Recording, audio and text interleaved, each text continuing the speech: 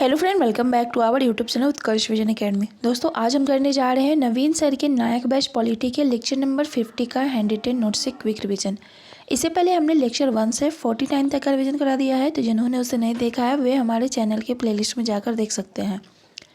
तो आइए आज की क्लास को शुरू करते हैं। आज का हमारा टॉपिक है केंद्र राज्य संबंध के बारे में, जिसमें आज हम लोग जो है प्रशासनिक संबंध के बारे में जानेंगे।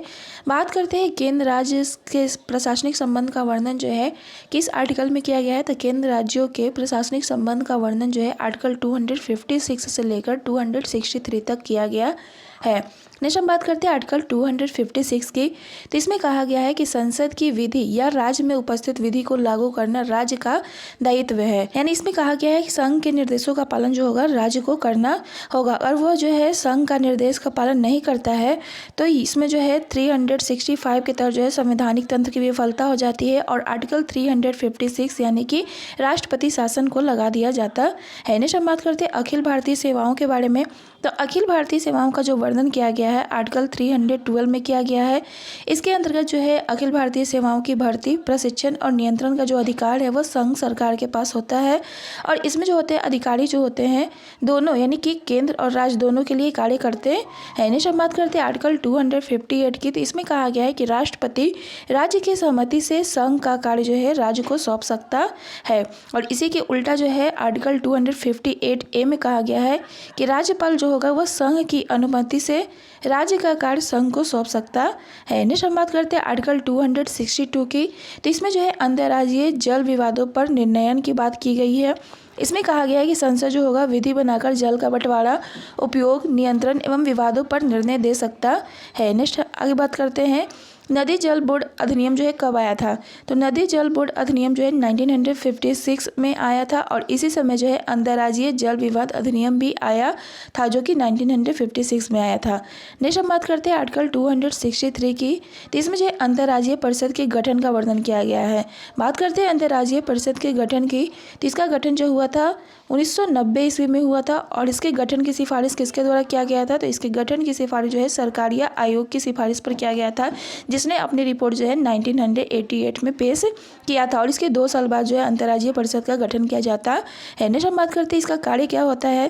तो इसका कार्य जो होता है संघ और राज्य या फिर राज्यों के मध्य विवादों या फिर पारस्परिक हितों की जांच करना और उसे सलाह देना, लेकिन इसकी सलाह मानने के लिए जो है संघ या फिर राज्य जो है बाध्यकारी नहीं है। नेक्स्ट हम बात करते हैं आगे अंतर्राज्यीय परिषद के गठन की।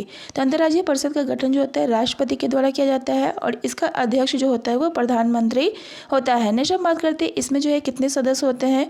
तो इसमें जो है 6 कैबिनेट मंत्री और सभी राज्यों के सीएम, यूटी के सीएम और प्रशासक होते हैं। नेक्स्ट हम बात करते हैं प्रशासनिक सुधार आयोग की, यानी एडमिनिस्ट्रेटिव रिफॉर्म्स कमीशन की, यानी जिसे हम लोग जो है शॉर्ट में ARC भी कहते हैं। इसमें कहा गया है कि लोक प्रशासन को और अधिक कारगर बनाने के लिए जो है प्रशासनिक सुधार आयोग का गठन किया जाता है। बात करते हैं पहले प्रशासनिक सुधार आयोग की, यानी फर्स्ट ARC की। तो इसका गठन जो है 5 जनवरी 1966 में किया गया था, जिसके अध्यक्ष यानी चेयरमैन जो थे मोरारजी देसाई थे। बात करते हैं इसने अपनी रिपोर्ट में क्या क्या कहा था। तो इसने अपनी रिपोर्ट में कहा था कि पहला है कि अंतर्राज्यीय परिषद यानी IAC की स्थापना हो।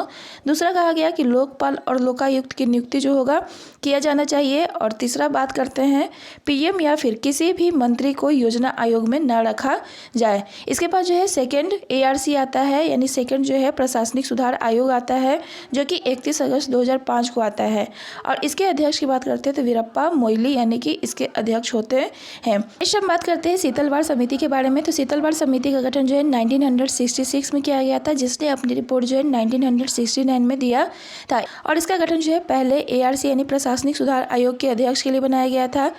और दूसरा बात करते तो इसमें कहा गया था कि राज्यपाल जो होना चाहिए वह गैर दलीय व्यक्ति होना चाहिए, और इसने जो है अंतर्राष्ट्रीय परिषद बनाने पर जोर दिया था। इसके बाद जो है राजमन्नार समिति आता है 1969 में, और यह कहता है कि राज्यपाल का पद जो होगा प्रसाद पर्यंत नहीं होना चाहिए, नहीं राज्यपाल का पद जो है राष्ट्रपति के प्रसाद पर्यंत नहीं होना चाहिए। इसने कहा था कि अवशिष्ट शक्तियाँ जो होना चाहिए वो राज्य के हाथों में होनी चाहिए, और राष्ट्रपति शासन नाम की कोई चीज़ नहीं होना चाहिए। और इसने कहा था कि अखिल भारतीय सेवाओं को भी क्या कर देना, खत्म कर देना चाहिए, यानी इसने जो है राज्य की शक्तियों को बढ़ावा देने का प्रयास किया था। इसके बाद जो है सरकारिया आयोग आता है, जिसका गठन जो है 9 जून 1983 को किया जाता है, और इसके अध्यक्ष की बात करते हैं तो इसके अध्यक्ष जो थे रंजीत सिंह सरकारिया थे। नेक्स्ट बात करते हैं इसने जो है केंद्र को शक्तिशाली बनाने पर जोर दिया था और इसने जो है नई अखिल भारतीय सेवाएं जोड़ने की भी सिफारिश की थी। नेक्स्ट हम बात करते हैं इसमें कहा गया था राज्यपाल जो होना चाहिए वो गैर राजनीतिक व्यक्ति होना चाहिए और राज्यपाल की नियुक्ति जो होना चाहिए वो सीएम के परामर्श से होना चाहिए। और इसने ये भी कहा था कि अंतर्राज्यीय परिषद का गठन हो और राज्यपाल को हटाने के लिए उचित कारण हो और नहीं तो उसका कार्यकाल कितना वर्ष होना चाहिए, तो 5 वर्ष का होना चाहिए। नेक्स्ट हम बात करते हैं पुंछी आयोग के बारे में। तो पुंछी आयोग का गठन जो हुआ था 2007 में हुआ था, जिसने अपनी रिपोर्ट जो है 2010 में पेश की। इसके अध्यक्ष की बात करते हैं तो मदन मोहन पुंछी थे। नेक्स्ट हम बात करते हैं इसने क्या क्या सिफारिश की थी। तो इसने कहा था कि राज्यपाल जो होना चाहिए वो निकट में राजनीति से दूर होना चाहिए और राज्य से बाहर का व्यक्ति होना चाहिए। और इसने कहा कि क्षेत्रीय राजनीति से वह दूर होना चाहिए और इसका कार्यकाल जो होना चाहिए 5 वर्ष होना चाहिए, न कि राष्ट्रपति के प्रसाद पर्यंत होना चाहिए। और इसने कहा था कि महाभियोग की प्रक्रिया भी होनी चाहिए। नेक्स्ट हम बात करते हैं राज्यपाल की नियुक्ति में एक समिति से सुझाव होना चाहिए, जिसकी समिति में जो है PM, home minister, chief minister, vice president और स्पीकर होना चाहिए। और इसके द्वारा कहा गया था कि संवर्धित सूची पर कानून बनाते समय जो होना चाहिए राज्यों से परामर्श लेना चाहिए। अखिल भारतीय सेवाओं और मजबूत होना चाहिए और अंतर्राज्यीय परिषद का विस्तार होना चाहिए। ये सभी बातें जो है पुंछी आयोग में की गई थी। नेक्स्ट हम बात करते हैं यहाँ पर कुछ क्वेश्चन दिया गया है, तो आइए क्वेश्चन को डील कर लेते हैं।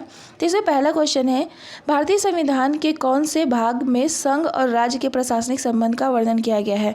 तो भारतीय संविधान के भाग 12 के 2nd अध्याय में जो है संघ और राज्य के प्रशासनिक संबंध का वर्णन किया गया है। नेक्स्ट हम बात करते हैं भारतीय संविधान का कौन सा अनुच्छेद अंतर्राज्यीय नदी और नदी घाटियों के जल से संबंधित विवादों के न्याय निर्णयन से संबंधित है। तो इसका आंसर है आर्टिकल जो 262 है। इसका संबंध जो है अंतर्राज्यीय नदी या फिर नदी घाटियों के जल से संबंधित विवादों के न्याय निर्णय से संबंधित है। नेक्स्ट हम बात करते हैं निम्नलिखित में से कौन भारत के संविधान के अनुच्छेद 263 के अधीन अंतर्राज्य परिषद की स्थापना करने के लिए सशक्त है। तो इसमें कहा गया है भारत के संविधान के अनुच्छेद 263 के अधीन जो है भारत के राष्ट्रपति जो होते हैं अंतर्राज्य परिषद की स्थापना करने के लिए सशक्त होते हैं। नेक्स्ट हम बात करते हैं आगे क्वेश्चन की अंतर्राज्य परिषद में भारत के प्रधानमंत्री द्वारा नामित केंद्रीय मंत्रिपरिषद के कैबिनेट रैंक में जो होता है कितने मंत्री शामिल होते हैं।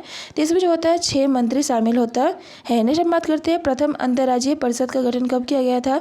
तो प्रथम अंतर्राज्यीय परिषद का गठन जो है 1990 में किया गया था, जिसकी सिफारिश जो है सरकारिया आयोग के द्वारा की जाती है। नेक्स्ट हम बात करते हैं अंतर्राज्यीय परिषद की स्थापना 1919 में किस आयोग की सिफारिश पर की गई थी। तो अंतर्राज्यीय परिषद की स्थापना जो है 1990 में सरकारिया आयोग की सिफारिश पर की जाती है। नेक्स्ट हम बात करते हैं आगे सरकारिया आयोग ने अपनी रिपोर्ट कब पेश की थी। तो सरकारिया आयोग का गठन जो है 1983 में किया जाता है, लेकिन यह अपना रिपोर्ट जो है 1988 में पेश करता है। नेक्स्ट हम बात करते हैं आगे निम्नलिखित में से एमएम पुंछी आयोग का गठन जो है किस वर्ष किया गया था। तो एमएम पुंछी आयोग का गठन जो है 2007 में किया गया था, लेकिन इसने अपनी रिपोर्ट जो है 2010 में पेश की थी। नेक्स्ट हम बात करते हैं द्वितीय प्रशासनिक सुधार किससे संबंधित है। तो द्वितीय प्रशासनिक सुधार का जो संबंध है उत्तम शासन के लिए संसाधिक व्यवस्था में सुधार करने से। नेक्स्ट हम बात करते हैं अगले क्वेश्चन की आरंभ में प्रशासनिक सुधार आयोग की अध्यक्षता किसके द्वारा की गई थी। यानी पहले एआरसी की जो अध्यक्षता की गई थी वह जो है मोरारजी देसाई के द्वारा की गई थी। तो आज के लिए बस इतना ही, मिलते हैं नेक्स्ट लेक्चर के रिवीजन में, तब तक के लिए बाय बाय।